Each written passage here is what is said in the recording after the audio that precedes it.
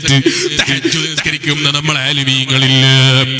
വാദ് കേൾക്കാൻ വന്ന ചെറുപ്പക്കാര്, ഞാനും നിങ്ങളെ പോലൊരു ചെറുപ്പക്കാരനാ.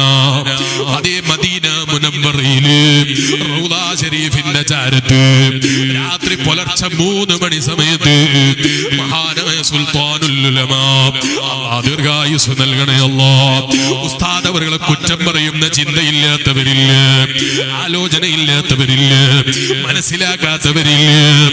ആയിരക്കണക്കിന് യതീമുകൾക്ക് ഭക്ഷണം കൊടുക്കുന്ന സുൽത്താനുൽ ഉലമയെ വിവരമില്ലാതെ ഏതോ ദുനിയാവിനെ സ്നേഹിക്കുന്ന രാഷ്ട്രീയക്കാരന്റെ കൊടി പിടിച്ചിട്ട് ചീത്ത വിളിക്കുന്നവരില്ലേ?